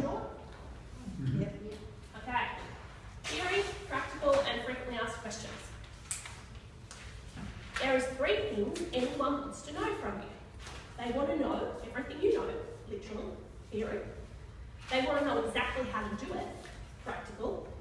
And then they want to ask all the questions that go, this kind of really isn't this easy, this isn't going to work for me, etc. Frequently asked questions. So you know that great call to action at the end of the book that led them into something where they were getting that good thing? I suggest this be your course. Because what you can do is you can get their email address, they can get their free thing, and at the end of their free thing they can buy a $200 product.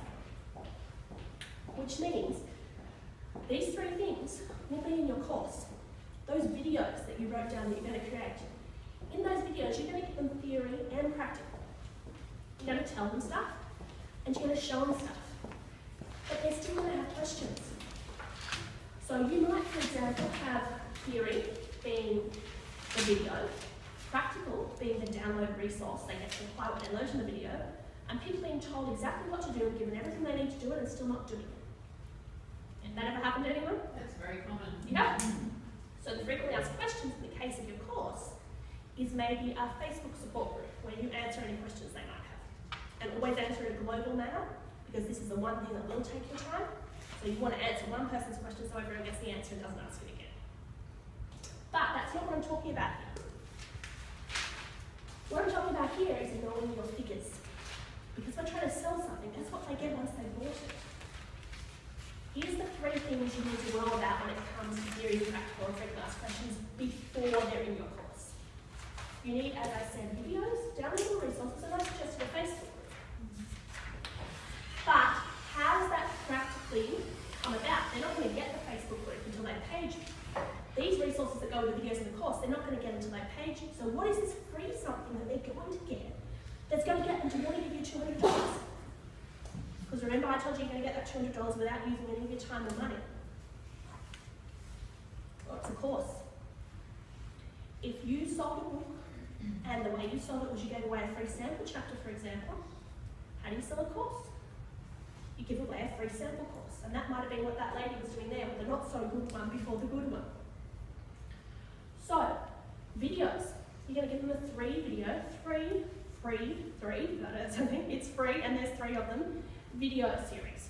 The first video is going to give them the theory. Tell them everything they need to know.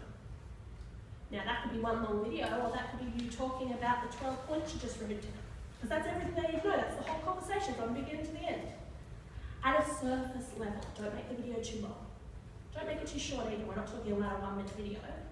But a sentence or 2 on each of those 12 things, just so they know everything they need to know. The next video can be practical based, because you're going to tell them how to put what you just shared with them, the previous video, into action. And they won't get it straight away. It'll be delivered a couple of days later, so they've had time to digest the first one. Then they're going to have questions. That sounded great. You showed me how to do it, but I haven't started yet. Or it's going to cost too much money. Or can I really do this? Or will it really work? So you're going to give them a third video where you answer all their questions. You're not going to do it as a Facebook support group. They haven't paid you any money yet. You might have a live comment section on that video page. So any question you didn't pre-record, they can ask. So now you get in contact with people before they've purchased, just to push them over the end. But in that video too, in that practical one, maybe when you watch your video back, you take notes on all the great stuff you've said and you turn that into a checklist in Word, and the downloadable resource with that is a checklist to make sure they don't miss any of the steps. Maybe in that first video, there's a downloadable resource with that as well. I think they're signing up for 3 videos, overwhelm them with value. The resource with that could be the sample chapter of your book. Okay, it goes through, maybe it's the introduction, a lot more detail than what you put in the video. Give them all this stuff for free. So what I've said here is know your figures. This is what I want you to do in your free version, but I want you to know your figures right now. So let's use that first example you did. Raise your hand if you'd like to be a quick volunteer for me. I'm sorry I'm making a prize. I just want to ask someone that completed the second list. Raise your hands if you're happy to help me out. Oh, no takers. Okay, excellent. Okay, so I shouldn't have said I have no prize. Come see me after I'll do a prize. Sorry, this is what this one. That second list, how many videos did you end up with? So which second list is that? Sorry, I'm confused. So we did our table contents for our book. Yeah. And then we did an example with the first one, so that we have planned out the videos for the first module of that course. Oh, right, yep. Okay, then So how many did you action have? 2. So I had 1, 2, 3, 4, 5. 5, okay.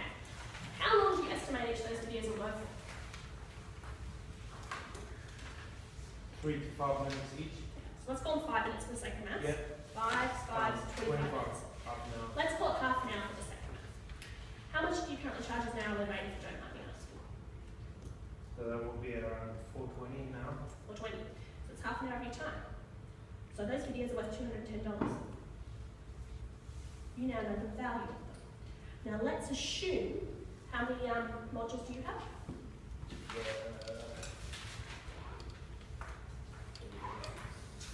7.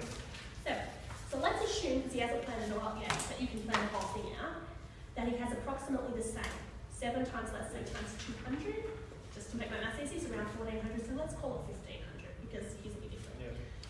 So know your figures. Now everyone, do this roughly now, or plan to do this when you get home. His videos are worth $1,500.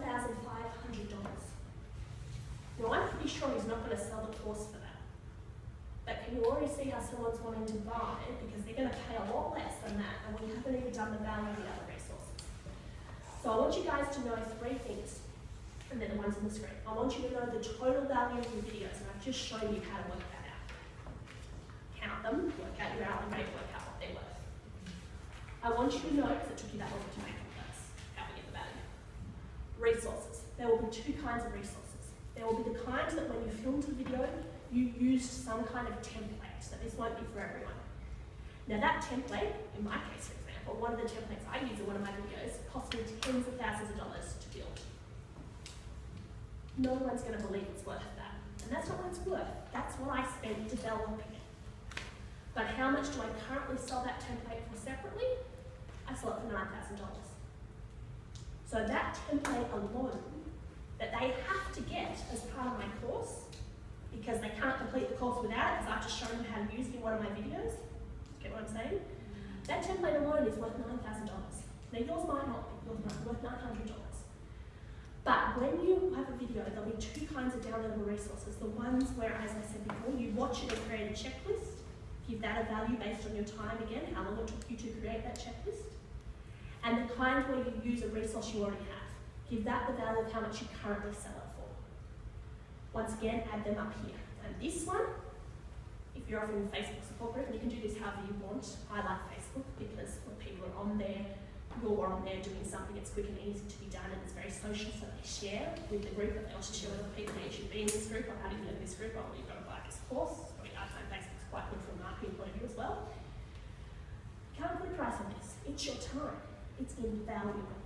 Because this is the only thing you're doing for the money. And you're not actually doing it for the money. They've already paid you the money. So once again, pre-sales. Because you've been paid, you're happy to answer your customers' questions.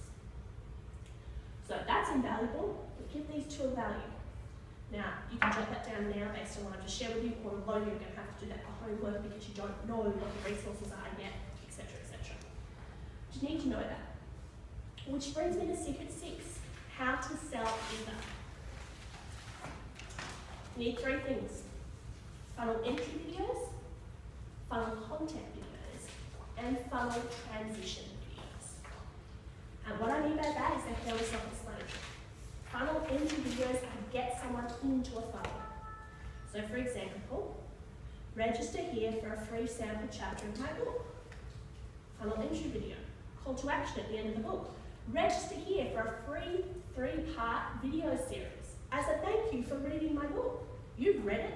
Now I want to show you in video format how to do it. Another funnel entry video. Funnel content videos. The theory, the practical, the frequently asked questions I just spoke to you about.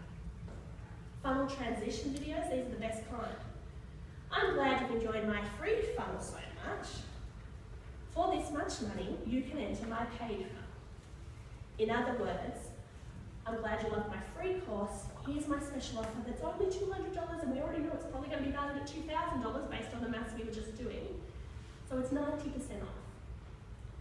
It's called a no-brainer purchase because what happens with these funnel content videos is you build rapport with your prospective customer. In other words, your customer falls in love with you. They get to know and build a relationship with you. They know you're the best at what you do. They know they love you. They know they only want to work with you. They know they can't afford not to work with you. And whether they could afford it or not, because you can give them time payment options, they're working with you. You've never met them. So this is automated marketing at its best because your customer loves you and you don't even know about them until they paid you the money. This is really cool stuff. So that's where these are important because then they don't question this one. But let's have a look at how to do it right now. I need a volunteer, and this volunteer I need a few more things from. I need someone who has a smartphone with them today, and I need someone who has never made a marketing video before or is not very good at it, kind of just starting. And I have someone raising their hand. You run. No? The smartphone as in any phone? Any phone, Android, iPhone, anything like that that can take a video on it. So you've seen I'm using both mine at the moment, so I can't use mine as a demonstration. So who has a phone and who wants a quick example of how to make their first video to get these funnels up and operational? In other words, who wants to pre-sell their book today that they haven't written yet? I'll go again. You'll go again? He's going to get 2 prizes, people. Prizes. Okay? See the work done. Well, before I get you up here, I'm going to give you guys a little demonstration. This is a really handy device. If you go to chapter 4 of your book, after I've done this and you go, oh my gosh, where can I get one of them? There's a link. But what I want to show you is what comes in here. This is a selfie stick. Now, I'm sure you guys all know what selfie sticks are. You know, those things that those annoying teenagers use and they pull out like this and they go to the zoo and they go, look at me with the animals. Like, I hate selfie sticks. Or I did, before I found this really practical use for them. This is a selfie stick tripod. Screws on the bottom of the selfie stick.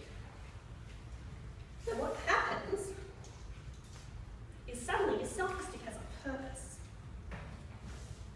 Because it can stand up without you doing anything. Now I've got a mini tripod over there, because once again I was using the selfie stick. There's no coverage. There's a device that goes on the top to hold your phone, and that's why I said who's got a phone. I'm recording with a phone today, I'm taking pictures with a phone. The quality on them is quite high. You don't need to buy expensive equipment when you're starting out or even further down the track. I filmed some professional videos the other day. Told me I had to pay for them. I'm paying things.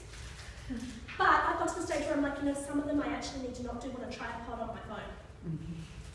But here's this other thing that comes with it, and this is really cool. Remote with battery. So you can actually film a video and edit it yourself. So you put this out of sight. So for example, you line the camera up so you're only getting the top view. I put that in the wrong way. Yes, I did. And you hold that out of sight. You push it once to start. Bad demonstration, I can't have the battery. Once to start and once to stop. I did it. That's not good. And you can actually edit your phone. Edit your video straight on your phone. So you can upload to YouTube straight from your phone. You didn't waste any time. You heard me about wasting time and money in editing or anything like that, and you're live to your market. So I had a volunteer over here. So what I would like from you firstly is your phone, because we need to sync this little device. It's currently set to off. No, it's currently set to on. Should be set to off. Actually, I'll turn it on so we can sync it. Up the top, iOS, down the bottom, Android. So click the right button for the device you have. We want Bluetooth. Okay, turn it on. And we want to see this device coming up. So, where's your list of devices? Okay, do you need to do a scan?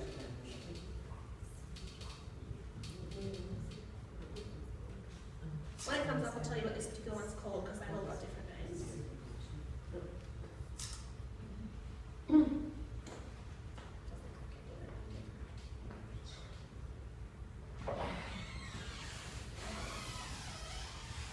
it's me and the battery guys still lighting up.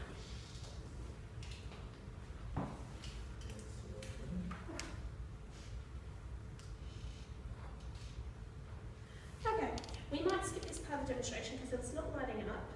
Battery might be dead, and that's not helpful. That's okay, I'm here to help him, so I'm going to push his start stop today. But normally, bring the spare battery, shows me. Normally, you push this device to start and stop. But we're going to do it right now. So let's grab your phone, in video mode.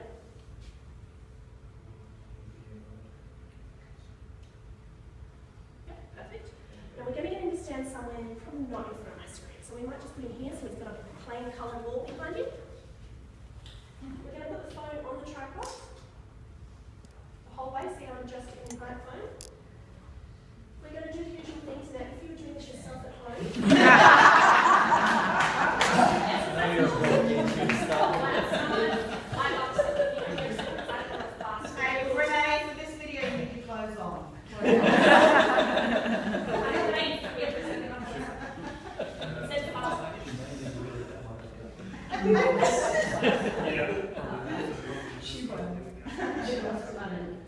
The screen's go. Okay, how do you? I'll just lift it and slide. Yeah. Okay, switch it down. Sorry, I Just removed the his phone sideline, by yeah. putting them on. I have an iPhone, so I wasn't used to where his buttons were. But when it loads up, what we're going to do is we're going to zoom in and get it nicely framed so we can just see him on the wall. Now, I often do these you might need to do them at home on a white wall in my home office or even a bedroom if your office doesn't have the right lighting. Anything to start with is fine, but don't have all that mess in the background. Don't do it in front of your desk so they can see a messy desk behind you. Have a plain white colour, and don't do what one of my customers did and goes, oh, white, that's okay, I'll hang a white sheet up. Because then you can see all the lines and the cracks and crevices in the sheet, and it just looks terrible, like you're hanging a white sheet up to cover all the mess in your house. I don't know why they thought that was okay. But get a plain coloured wall, and I'm going to do a demonstration with you right now of how to do this as soon as we get that camera back up, because I accidentally locked it. It's 2 seconds.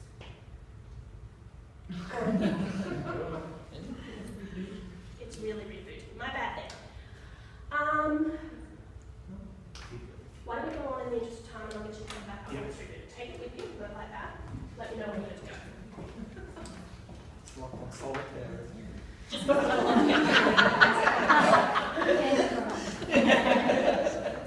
Okay, so when it's done, raise your hand and let me know. But where we're going after this is we're going to plan our book funnels. So I'm going to tell you about this now because this video is of course going to go into those funnels. How are we going? Are we good? Awesome, we're back and operational. So if you trust me, which maybe you shouldn't because I bumped it the first time, we're good to go. I think I can show up without making mistakes. So he's going to go back in front of the wall. We're going to zoom in a bit. So we've just got the wall, and then we're going to go, here, it's the real part. So we can do one of two things. We can be great for no one's here. We can move it like this. You guys can see what I'm doing. That's one of the reasons I'm facing it this way. What you can actually do is raise it higher. I don't normally recommend that because it gets less sturdy. But we want to see it here. So I'll hold it if I need to. This demonstration.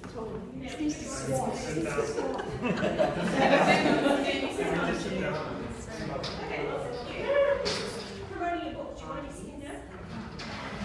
Now you want to stand up when you do this short what I call 1 minute videos. Okay, why do we not have a focus?